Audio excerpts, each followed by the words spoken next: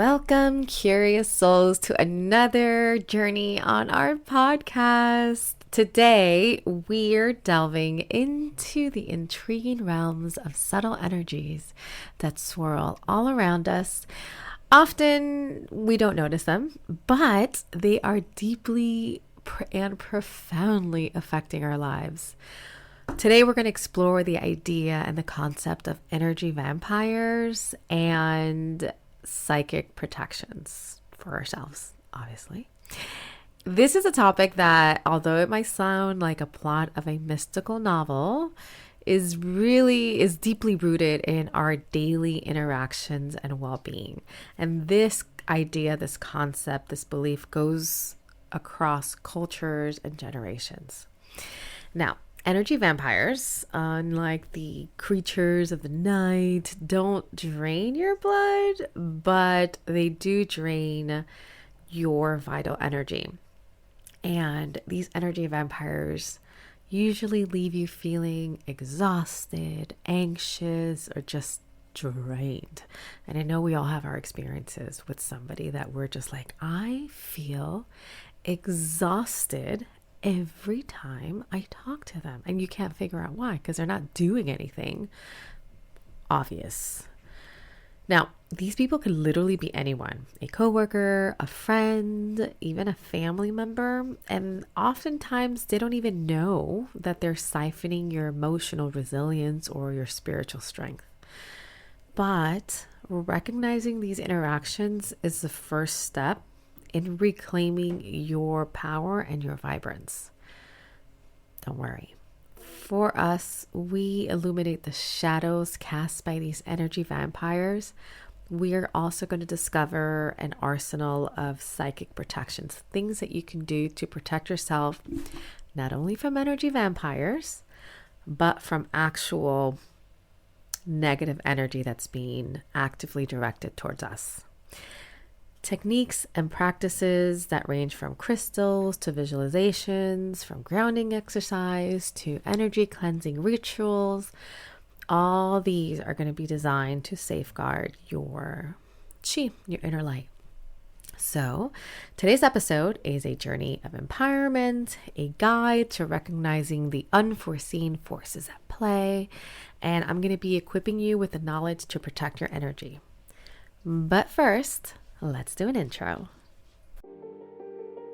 Hello, my heart-centered souls, and welcome to Spilling the Tea Leaves. This is your sacred space, and I'm your host, Michelle. I'm honored to be a guide in your journey and grateful you're a part of mine. Here, we dive deep into the empowering realm of crystals, energy healing, spiritual growth, and everything in between without the gatekeeping. So sit back, relax, let's reawaken our spirit, one cosmic tea leaf at a time.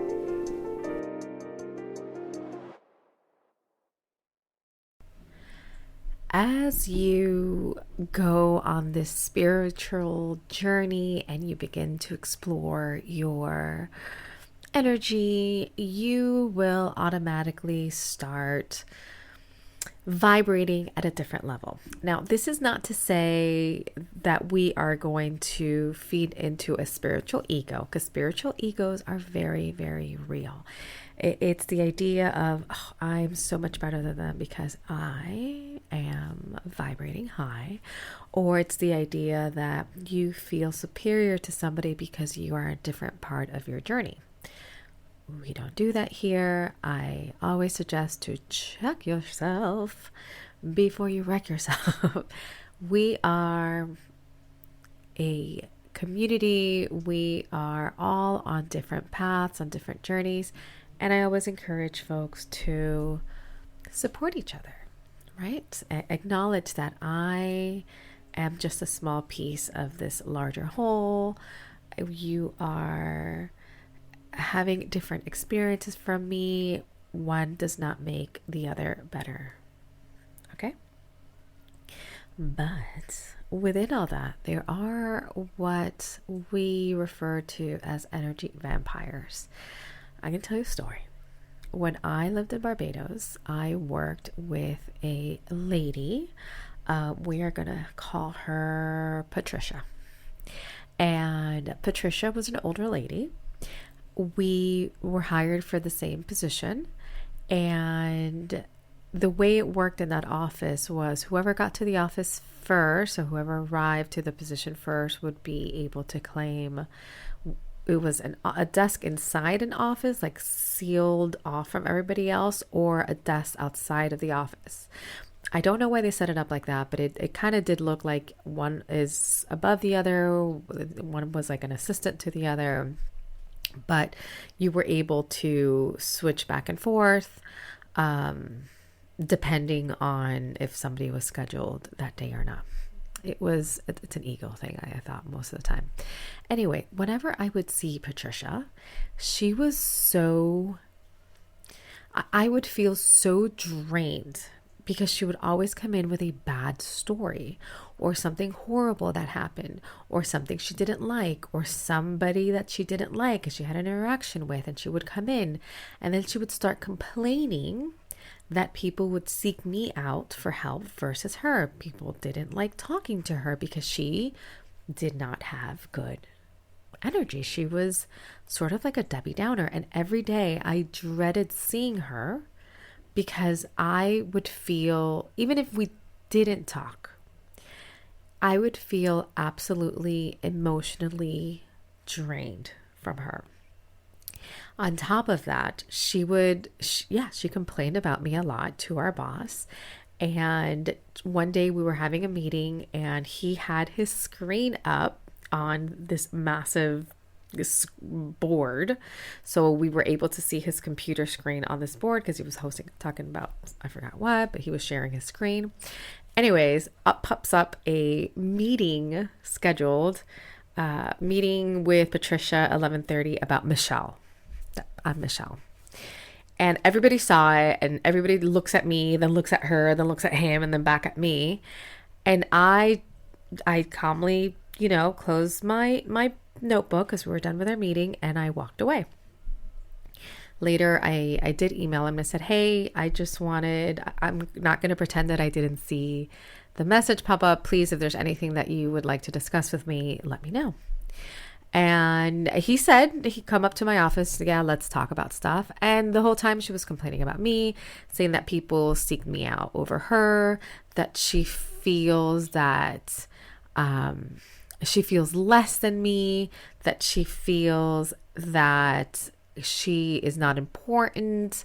And again, nothing that I directly did to her, but he sort of put me in this weird space where he's like, listen, maybe he's like, I don't know what to tell you. I don't know, maybe try to direct people towards her, be less helpful towards people, maybe guide folks over so she feels that she's doing something. And I said, listen, I will do my best, but I'm not going to do what you're telling me is not to do my job, because I'm holding somebody's hand. Long story short, I ended up getting pregnant with my daughter, and we had a meeting with him.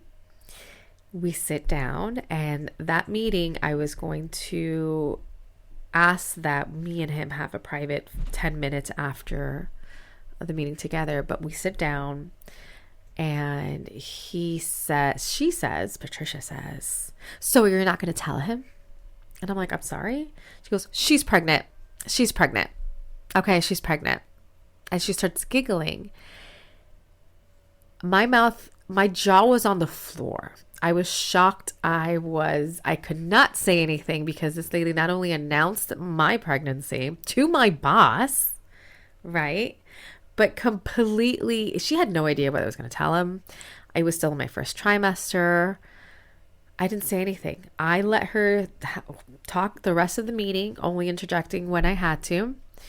And I said, she leaves, because I had already said that I wanted the 15 minutes with him. He closes the door. He looks at me and he says, what the F? And I said, this is what I deal with. She is, not only I can't even share some happy news, she has to share it for me. Like, she is just soul sucking even stories or even a good news that I want to tell you. Why did she do it? aside from the fact that I'm convinced she was just a bitter person, now I see that she did not have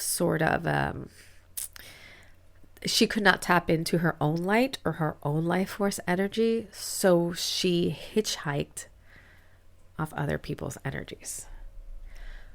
So what is an energy vampire?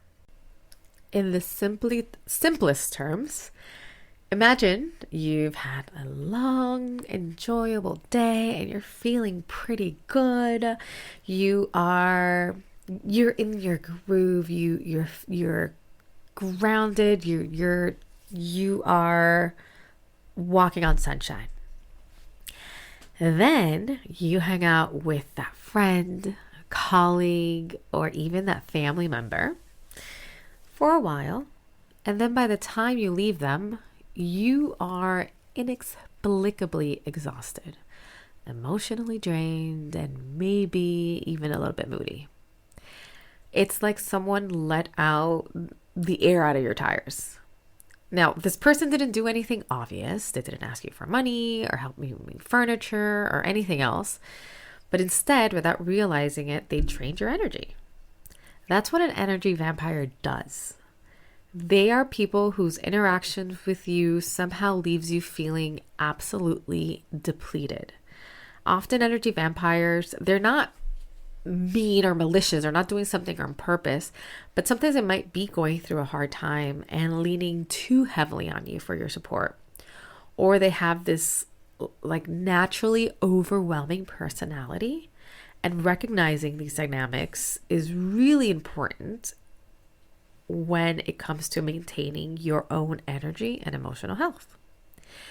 In more esoteric terms or mystical understanding of the world is that everything is energy. This includes our thoughts, our feelings, our interactions with others. And within this framework, an energy vampire is somebody who, a lot of times unconsciously, but sometimes consciously, taps in and siphons off the life force or chi or prana from another individual, from us. By the way, if you hear sort of barking, and that's my dog who's laying next to me, I think he's having a dream. And I'm pretty sure he is dreaming. So this isn't a sort of a physical taking, but an energetic one. These individuals, they often operate at a lower vibrational frequency, driven by unmet emotional or psychic needs, which compels them to quote unquote feed on the vibrant energy of those around them to compensate for their own energetic deficiencies. You are the vitamin to an energy vampire. They're like, I recognize this light and I have an imbalance and I'm going to take some from you. Now, energy vampires might be individuals who regularly engage in negative behaviors. These are the people that are constantly complaining, they're manipulating, they love to guilt trip, or they are even flattery and excessive attention seeking. So they're constantly looking for that validation. And sometimes they even validate you like, oh my God, you have everything going for you. Oh my God, you make everything look so good. But there's something about the way they say it that it doesn't even sound complimentary to you. It's almost as you have to feel some sort of guilt for having this vibrancy. Now, these interactions disrupt the energetic balance, leaving the donor feeling drained, weakened, and just sometimes feeling off-center. Like you just feel icky. Engaging with an energy vampire can lead to that depletion of one's aura or protective energy field. And it's really important for us to understand the psychic protection techniques to maintain our energetic integrity and vibrational frequency. One of the most Googled terms is psychic protection. There's a reason for that. Sometimes when we're out in public, we feel over it, especially introverts. We are I'm tired a lot of the times because we are picking up energy from other people. And a few times it's because energy is being removed from us. If you are unsure of what an energy vampire may look like, feel like,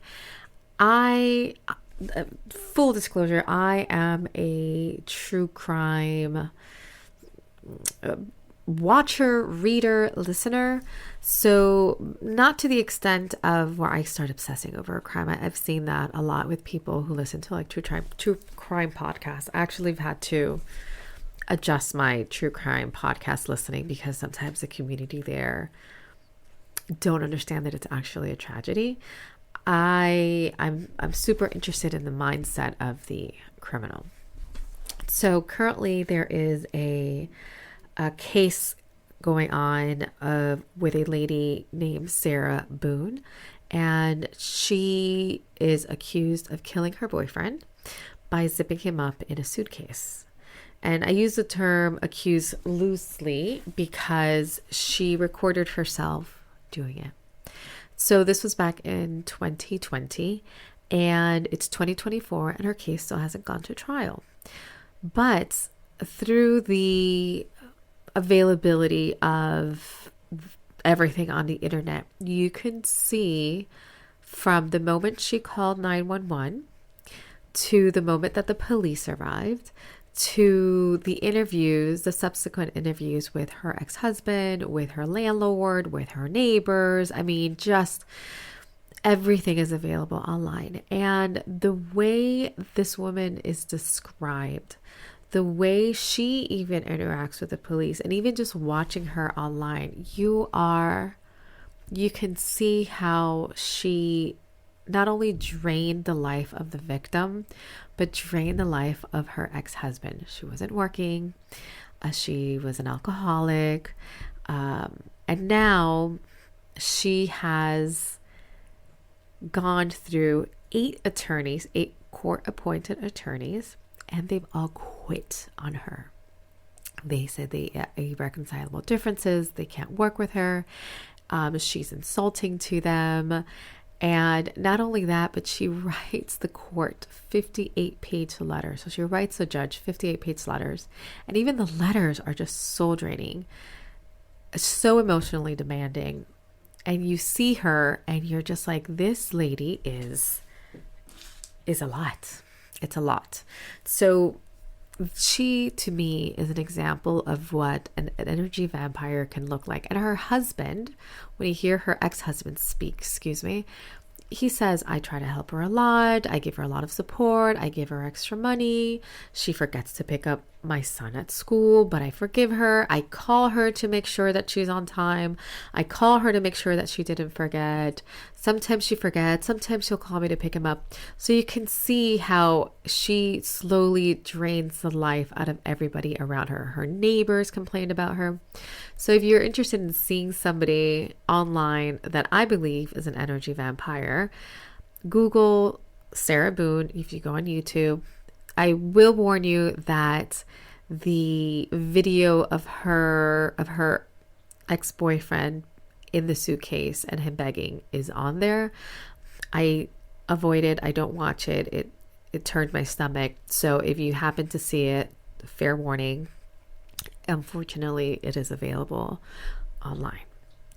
Okay, so you think you have run into an energy vampire, or you have a suspicion that this person is not the best for your emotional well-being.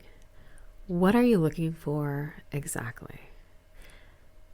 One of the key indicators that you are dealing with an energy vampire is that you are constantly fatigued after the interactions with them. And maybe it's not all the time, but it's a lot of the time. You constantly feel tired or drained or depleted after spending time with them, despite that you didn't even do anything physical. You just were in their space and you are exhausted. You have an emotional depletion. You experience emotional exhaustion, and you may feel like you're even on an emotional roller coaster with this person around them. You experience highs when they're happy, but crashing when they turn negative, and everything. There's no middle ground. It's always high or low. You may feel used when you're with this person. You often get the sense that the relationship is very one-sided. You feel more like you're a therapist or a caregiver than an equal participant in a mutual exchange.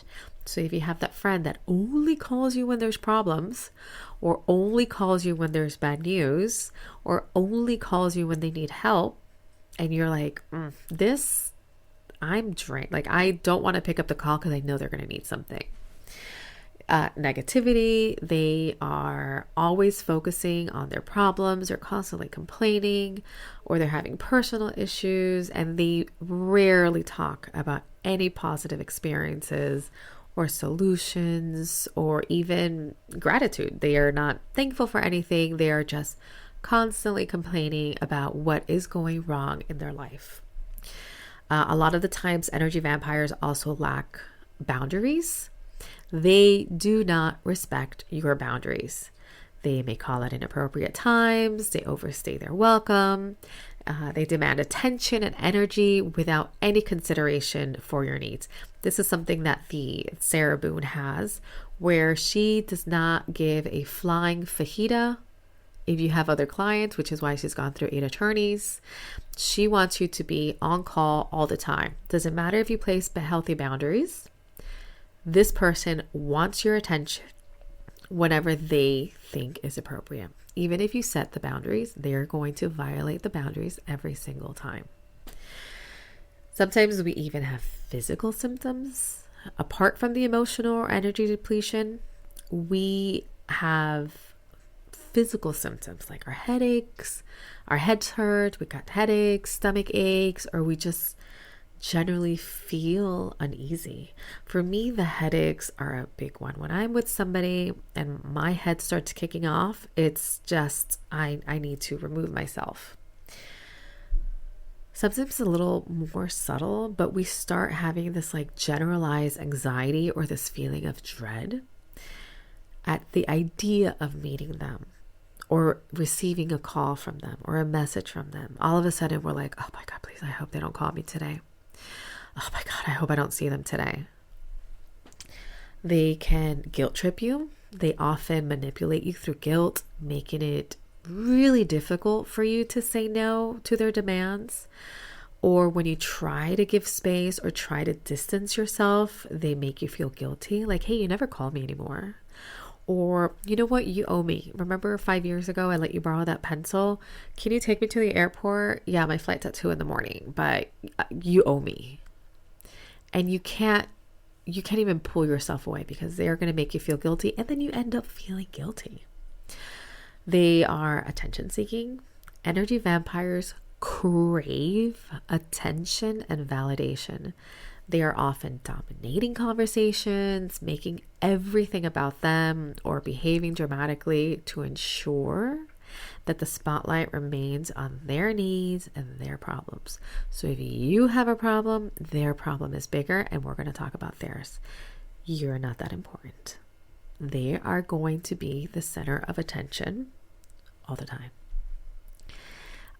They leave you feeling less confident. They're really good at diminishing your self-esteem. So after a while, after regular interactions, they leave you feeling like you start questioning your worth. As energy vampires, they often project their own insecurities or criticisms to those around them. Or they'll do it in a really sly way, like, wow, I really wish I can have your hair. Your hair is so pretty. My hair sucks. My hair is so ugly. My hair is so mousy. And you're like, whoa. And then you start validating them. No, your hair is great. It's lovely. And there's that, then that's the emotional exchange, right? Because now you're trying to validate them and they're just sucking all those compliments out of you. You also might feel like you're starting to isolate yourself from others and reducing your social circles as a way to avoid the exhausting interactions with them. Like you are so tired, you don't want to deal with them anymore, that you start going inward. And what happens when you start going inward? If you want to do that, of course, absolutely fine. But you're diminishing your own light. Your light, when you are in a different energy level, when you are feeling who you are, when you're connecting to the universe, that's a gift, not only to you, but to others. And you're taking that away. They're taking that away from the world, right? So that isolation is very, very, it has a cascading effect. Now, we talked about energy vampires, but there is another form that can affect us in very, very real ways. And the general term for them are psychic attacks. Now, psychic attacks refers to the phenomena where negative energy is directed towards you or someone intentionally or unintentionally. And this results in a variety of physical, emotional, or energetic consequences. Now, it's different than energy vampires because these attacks not only could come from people, but they could also come from certain environments or even non-physical entities. Now, as I discuss psychic attacks, I want you to go in with an open mind. And some of you may not believe in all of these, and others it's a part of their culture. It's a part of, we have in Latin communities, something called mal de ojo. And we wear the evil eye to protect us, or the hand of Fatima, or also refer to the hand of God. And I know a lot of cultures across the world has this idea of the evil eye. And those are known as psychic attacks. Psychic attacks is just a general terms. Understanding these forms, these attacks, can help you in recognizing and protecting you from their effects. Some of these psychic attacks come in thought forms. These are negative thoughts directed towards someone consciously or subconsciously, like jealousy, anger, resentment, or ill-wishing. And these can manifest energetically and impact the recipient.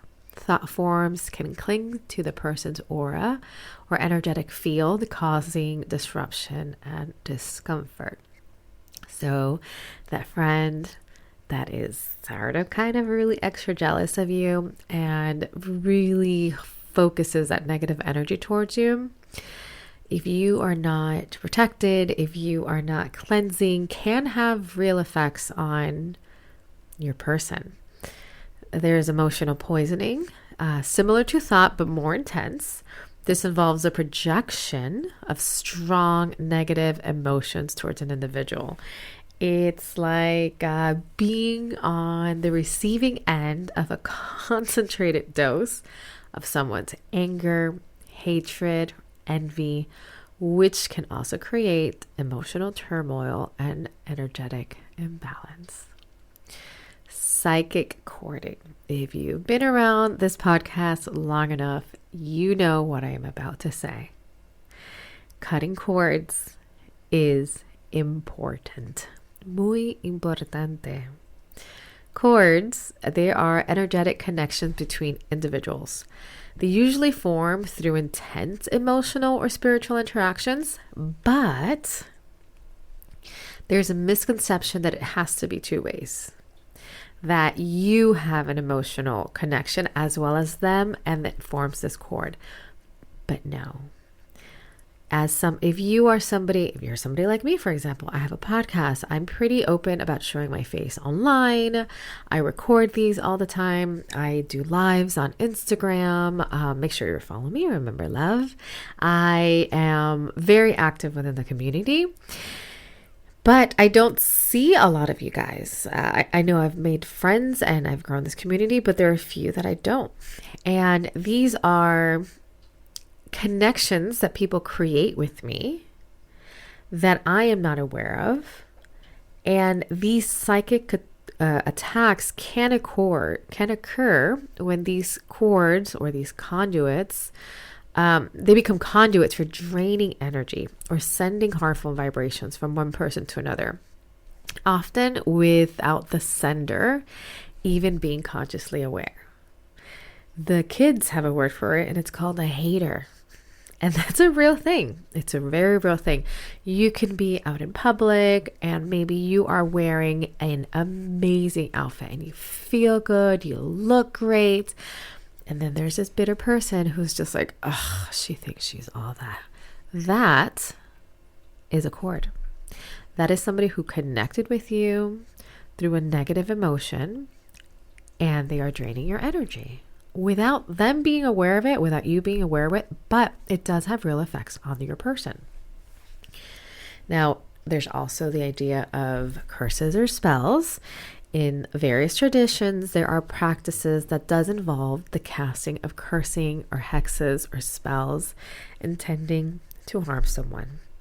These can be seen as hyper-focused intentions or rituals designed to direct negative energy towards an individual, disrupting their life or well-being. Growing up Hispanic, and specifically growing up in Miami, there are in every corner a botanica. You can find a curandero, you could find a healer, which is a healer, you can find a santero, you could find pretty much any shaman or any person through walks of life. And they are readily available for hexes and curses.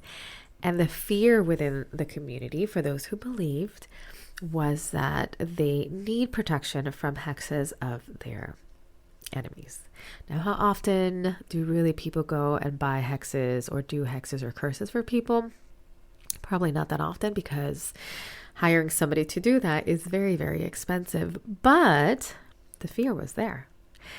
My grandmother used to have my grandmother's Jehovah's Witness, and she always had a fear that somebody was doing work, un trabajo.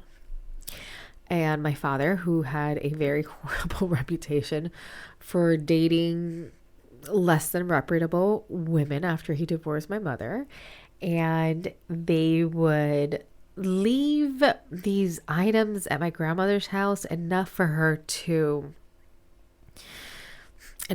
a fear to be instilled in her. But because she's Jehovah's Witness, she would say, no, God is protecting me, God loves me, this cannot affect me. But the fear was still there. One time she found an egg wrapped in pantyhose in the fridge. I still to this day don't know. And then I guess the other side of the pantyhose was wrapped with an egg was thrown over her rooftop. We found out it was obviously my father's girlfriend at the time, but it was very, very real for that, and very real within the Hispanic and Latino community, especially the Afro-Caribbean community. Now, as I mentioned earlier, energy vampires are a form of psychic attack. They can unwillingly perform psychic attacks by draining the life force from their victims through constant negativity, emotional demands, or manipulation, leaving you feeling depleted and weak. Now, this is where we are getting into different beliefs in psychic attacks. One is entity attachment. In some beliefs, non-physical entities like spirits can attach themselves to individuals, draining their energy or influencing them in negative ways. This form of psychic attack is often described as spiritual or esoteric context. There are stories where people believe that a ghost has attached to them, where they won't leave them alone. If they move, the ghost follows them. There are, within the Catholic Church, there's beliefs of demonic possessions. There are also beliefs that those who have vices, drug addiction, alcoholism, those are spiritual attacks or spirits that are attaching to the person. There is a reason why alcohol is often referred to as spirits, attaching to the person, draining their life force, and watching this person wither away in order to reinforce the spirit, that spirit or that entity. Now, this is obviously up to the person. This is up to your belief system. If this fits within your belief system, then that is something that you can categorize under psychic attacks. There's others that believe environmental stress, locations that are imbued with negative energy. Well, I know a lot of us are familiar with locations that are imbued with positive energy. Sedona, Arizona is a place that a lot of people believe has a special energy. Stonehenge is another one. I'm actually going there in a couple of weeks. I already went there once. It's going to sound terrible. I did not feel a thing. There was no, I don't know if it was because it was too commercialized. I wasn't paying attention, but I did not feel what I thought I was going to feel. Anyways, so locations that are positive also have their counterpart that are negative. So things due to past events, negative people that live there or people that have passed or other reasons can also launch a sort of psychic attack or energetic attack, affecting the individual who are sensitive to the energies that is surrounding them. Technological transmission, this is a pretty new one. In the modern age, negative energy is believed can also be sent through digital means. So harassing, messaging, cyberbullying, or even negative intentions sent through the virtual space can impact your negative field and your emotional state. Online bullying is a real thing, so it does have a negative effect. Okay. Now that I told you how you can detect it, what you can feel, the types of psychic stress, psychic attacks, energy vampires, now let's empower you to protect yourself against these vampires. But let's take a quick break first. Every week, we dive into topics that uplift, challenge, and nourish your soul. And the best part, you can join this voyage of discovery right now by subscribing to this podcast, Spilling the Tea Leaves. But our community isn't just confined to audio. We've got a treasure trove of content that's waiting for you on our YouTube channel as well.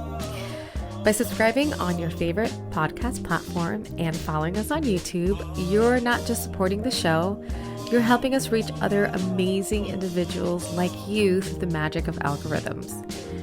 Your support keeps the wisdom flowing and our community glowing.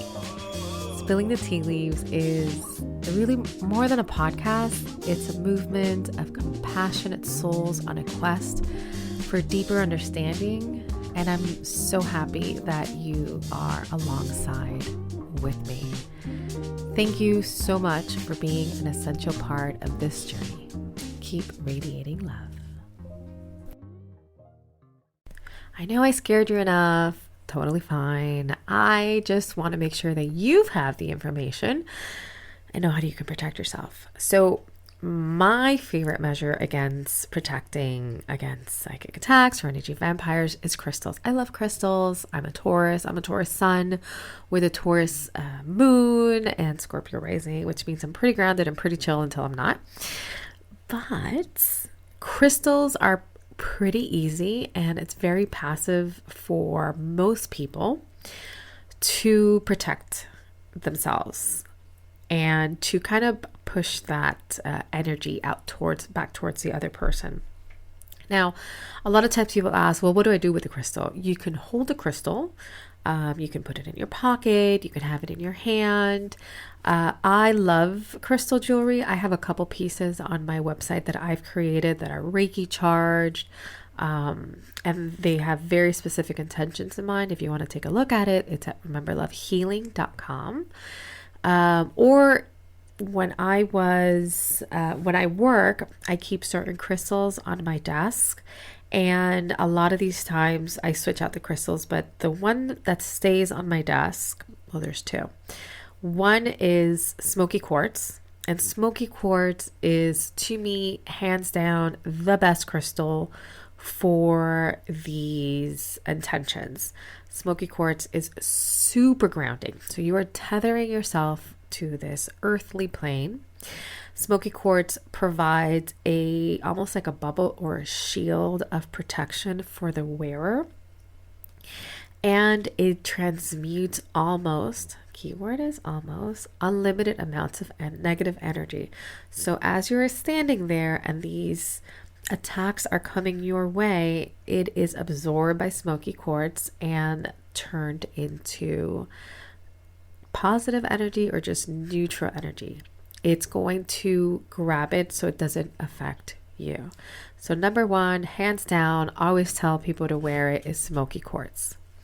The next one is golden sheen obsidian. Obsidian is a volcanic rock, but golden sheen does also activate your solar plexus, and the obsidian is going to ground you as well and protect you from the psychic attacks.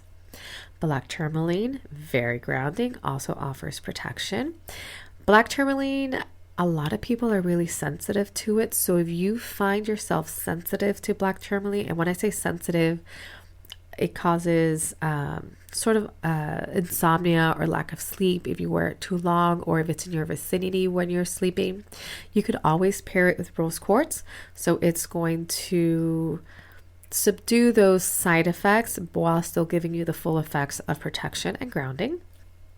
Amethyst is a great one. Super popular, available everywhere. It's going to open up your intuition and that inner voice and it doesn't offer grounding, but it does offer protection against psychic attacks, along with labradorite. Labradorite is another one of my favorite stones. Again, you can wear it as jewelry. You can hold it in your hand. You can have it in your pocket, or you can have a piece in your work desk if it's in a place where it's an office setting. I put the question out there on my threads, that what do they use to protect against vampire and psychic attacks? And somebody mentioned selenite. Now, I wouldn't imagine selenite as a cleansing tool or psychic protection, but they say that it works for them. So go for it and try it. It's worth a shot, right? Grounding exercises or practicing grounding exercises is another great way to not only discharge the negative energy that somebody has bestowed upon you, but it's a great way to connect with your own energies and recharge with positive ones. So grounding is spending time in nature, walking barefoot on the grass, hugging a tree, sitting on the ground. I love to sit on the ground and visualize roots growing from my feet into the earth, and it's anchoring me, and I'm drawing up the earth's energy while stabilizing my own. If you are in a pinch, protective visualization is great, especially if you're caught off guard and it's just a person walking on to you and just unloading.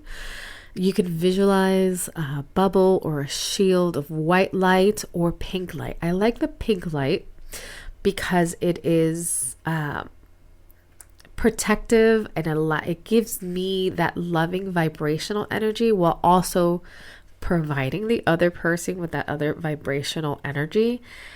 And I don't know why it works, but it's almost like they're turned off by it, where they're just like, and they leave. So imagining this light around you acts like a barrier against these negative energies. intended for the shield to only allow positive energy to enter and interact with your own energy field.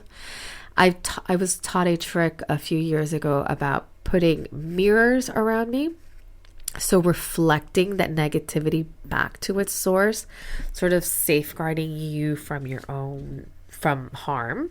While I was looking at my TikTok this morning, there was a video of somebody putting a person's name in a compact mirror. So they went the extra step and actually just said, I don't want anything with this person. They're violating my boundaries. It's not for me. So they put the person's name in a compact mirror and closed it. And I was like, wow, yeah, they're just reflecting their own energy back to them. But somebody posted, may you be blessed with the same kindness and energy you bestow to others tenfold. I was like, oh, yes, absolutely, that could work. Emotional and energetic hygiene. So regularly meditating to maintain yourself clear, balanced state of mind. Meditation can enhance your own awareness of your energy, and it's going to help you differentiate between your own energy and others' energy. If you are one of my students, you heard me say this before. Being familiar with your energy, your emotions, your aura, your vibrational frequency, knowing who you are, it's going to make it so much easier for you to figure out what is not yours and rejecting that. I have been a people pleaser for years. And I struggled with figuring out what your emotion is versus my emotion. And a lot of us label it, oh, I'm an empath. No, you just don't have healthy boundaries. Of course, I can feel other people's energies, but I'm not claiming it as my own. And this is going to trigger people. I know. I absolutely know. But being an empath, it's almost a permission for people to emotionally dump on you. And you accept it. You accepting it. So practicing emotional hygienes by acknowledging and processing your own emotions, by acknowledging your own energy, it's going to prevent the accumulation of emotional debris of other people. And this emotional debris weakens your own energetic boundaries. You have to set boundaries. Number one recommendation. Number one. Set your boundaries. And when I say set your boundaries, it is be clear with your boundaries. Communicate your boundaries and have consequences when those boundaries are violated. Be assertive about the behavior that you accept and what you don't. Learning to say no is crucial. Withdraw your attention from drama and negativity and redirect your energy and focus to activities and relationships that uplift you. Of course, sometimes people have issues and they lean on us, and yes, we will be there and helpful because at our core, we are kind and we are forgiving and we offer grace. And yes, we do that. But you have to realize that there comes a point when the emotional burden is on you. And you have to shift if you are putting in 90% into that relationship, into that connection. Set your boundaries. Cord cutting is my favorite too. So when you have that psychic connection, that psychic attack, and you suspect there's a cord attachment. Now, to be clear, sometimes we do have emotion. Of course, we have cords with like your immediate family. I have an emotional cord with my daughter, my husband.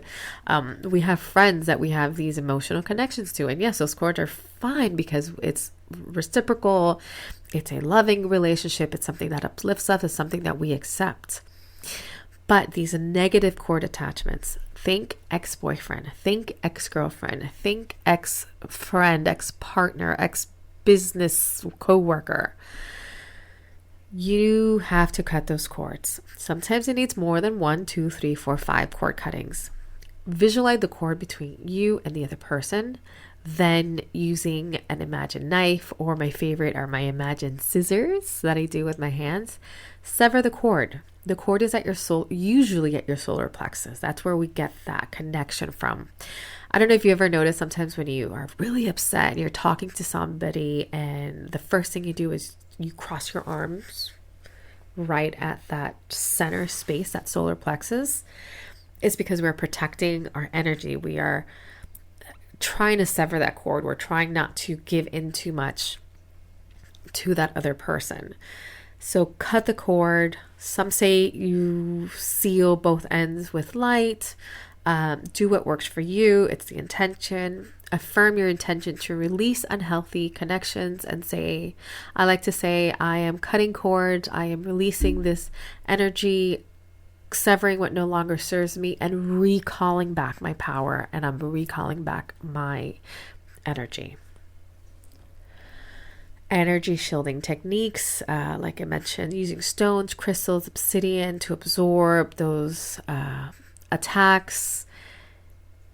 Invoking the spiritual protection by calling on your spiritual guides, angels, or protective entities according to your belief system. And something that we don't do enough is cleansing our space. I have holy wood on my altar, which is right next to me. I do it every day. I fire cleanse my office. I fire cleanse my desk. I do it over my head, over my throat, over all my chakras. The back of the neck, I find that I have a lot of energy that collects at the back of my neck and the soles of my feet.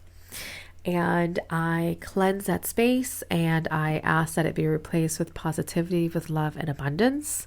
You can do sound vibration from bells, singing bowls, chants. I know there's a lot of YouTube videos that have chants. I had a dream about Gregorian chants playing, and for some reason that's stuck with me recently, so I sometimes play it in my office. And this is going to break up that stagnant or negative energy. We do a cleanse within the community, within the Hispanic community. I say everybody should do an egg cleanse at least once a week. I do it on my daughter. I just pass it over my head, again, the back of my neck, my throat, my extremities, and then I crack the egg open in a cup of water. Sometimes you could see the negative attachment when it's like cloudy or bubbly. If you go online and look up egg cleanse meanings, you can see the different types of formations that could form, and it's almost like an egg reading where you can see what you have removed from your energetic space. Sometimes you need 2 or 3 eggs to really get it out. And that's usually after the exposure, but I like to do it weekly because, again, you never know. If you feel like you've already been exposed, you can, again, do all these techniques as well. You can add Epsom salt baths, which includes a bath with Epsom salts to help clear the negative energies and promote a physical and energetic detox. After cutting cords, you can ask to release and refill the space, releasing any negative energy that doesn't serve you and asking it to be filled with positive energy. You can visualize a warm golden light filling any holes or black holes or any voids, putting in nurturing energy, and then engage in activities that bring you joy, that make you happy. Do stuff that makes you happy. You gotta cleanse away and wash away that yuck. In short, I feel like I've been a pretty decent friend. I always answer when she calls out of the blue, and I am loving and patient, though I feel like most of our conversations center around her issues and plans. She's really kind and generous person and does do a lot to make her friends feel loved and supported. But I feel like with her, more than any other friend I've ever had, I'm always being called upon to go out of my way to do things I don't necessarily want to be doing. The problem is, it's never enough, which is why I'm wondering about the energetic vampirism. I don't feel particularly drained after spending time with her, but I do feel scattered and like I can't focus on things I want to focus on. The other day, she had a dance performance, and a few days before, she had sent a group text out to our coven of 5, expressing how much she hoped we could make it as, quote, none of her friends ever come to see her perform, and that's why she never has videos of herself performing. The venue was 30 minutes away, 1 hour round trip, and the performance started at 9 p.m. That's pretty late for me, and I really didn't feel like doing all that driving so late at night or being in a crowded place. Just not my thing. Even so, I would have gone with one of the other girls, but she got COVID. When I told my friend why I didn't make it, she said she understood. But now she is mad at us because none of us went. She says she feels unsupported by us and that she is always showing up for us, but we don't show up for her. For the record, when I asked her for airport rides, she hasn't always been available to give them. And when I practically begged her to cat sit for me once, she declined on the basis that it was January, a new year, and she needed to be in her own space to do some intention setting. Anyway, am I a bad friend, or is this friend unusually needy? I honestly don't know, because I do feel like I could stand to be more generous in general, but I also feel like no matter what I do for this friend, it will never be enough. Okay, so tell me what you think. Do you think her friend is an energy vampire? Do you think that she's just a really crappy friend? Have you had any experience with energy vampires, or you think they're an energy vampire or psychic attacks? Or if you have a whole other tip and technique on dealing with these psychic attacks, tell me. I want to hear. I want to learn. I want to see what other people do. So if you're watching this or listening to this on YouTube, you can always leave a comment, or you can email me at spillingthetealeaves@gmail.com. Or if you're more of a Instagram person, you can also send me a DM at Spilling the Tea Leaves podcast, or Remember Love, which is my original business. Spilling the Tea Leaves was a baby born from that business, but I still do it. I love it. It's crystal healing and all that stuff, which, by the way, I just uploaded a bunch of digital journals, so you can download some journals. You can get to know your chakras, get to know your own energy, your energy centers. There's a manifestation journal, and there's tons more coming up. So I am uploading them slowly, so check it out. Or if you want to make sure you don't miss it, and I usually give a lot of them for free, you can join the newsletter over at rememberlovehealing.com, and I'll just send you some free ones in your email, because I love free stuff. I love free stuff, and I love helping people kind of discover who they are, their path, their journey, and explore and play and experiment and all that stuff. But thank you so much for listening. Thank you so much for being a part of this community. If you ever have any questions, any suggestions on another podcast episode that you have to know, you can email me at spillingthetealeaves@gmail.com or spillingthetealeaves.com, and you can leave a comment, or there's a little box for suggestions. Leave a suggestion. I can't wait to hear it. Okay. Love and light, and I hope that whatever you do today and tomorrow is for your highest good. I'll talk to you soon. Bye.